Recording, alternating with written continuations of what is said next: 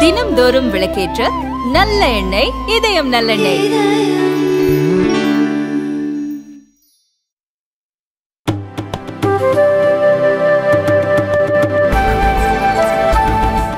கோயில் நிர்வாகம் நிர்வகித்தது நடக்கப் போகிறது. மரியாதைக்குரிய பாரத பிரதமர் அவர்கள் மற்றும் ஆன்மீக பெரியவர்கள், அந்த கோயிலுக்காக பாடுபட்டவர்கள், பக்தர்கள் எல்லோரும் கலந்து கொள்ள போகிறார்கள்.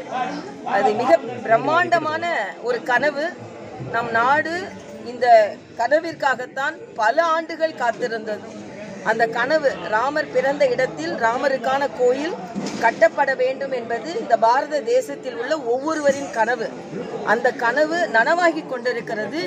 இதை ஒரு மதம் சார்ந்த கனவாக நினைக்க கூடாது. பாரத தேசத்தில் உள்ள அனைவர் சார்ந்த மதச்சார்பின்மையான கனவு என்று தான் நாம் எடுத்துக்கொள்ள வேண்டும்.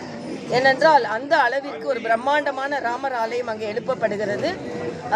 மரியாதைக்குரிய பாரத பிரதமர் அவர்கள் சொன்னதை போல பல கோடி பேர் அங்கே வர வேண்டும் என்பது ஆசைதான். ஆனால் எல்லாரும் அந்த நாளில் வர முடியாது என்பதற்காக அனைவர் இல்லங்களிலும் விளக்கேற்றி அன்று பிரார்த்தனை செய்ய வேண்டும் இந்த நாட்டு நலனிற்காக என்று சொன்னதை போல நாமும் நம் வீட்டில் அனைவரும் விளக்கேற்று ஸ்ரீராமரை வணங்குவோம்.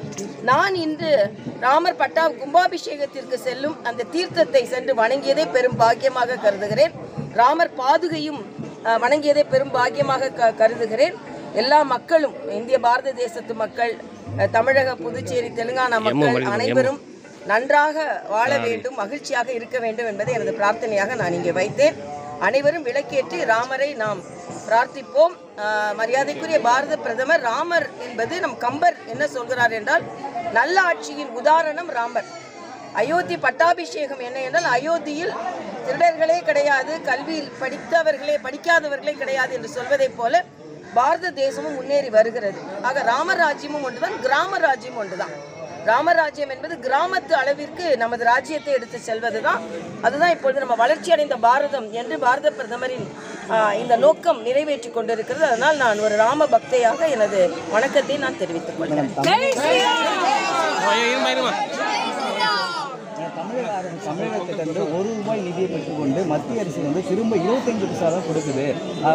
பாஜக மாநிலங்கள் தர மற்ற மாநிலம் மத்திய அரசு வஞ்சிக்கிறதுன்னு தமிழக நிதியமைச்சர் இல்லை, அது மரியாதைக்குரிய நிர்மலா சீதாராமன் அவர்கள் தான் பாரத தேசத்திற்கான நிதி அமைச்சர்.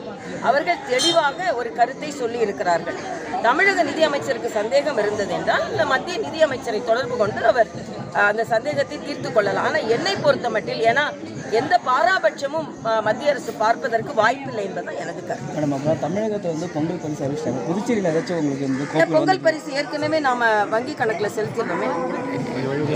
ஜெய் ஸ்ரீராம்.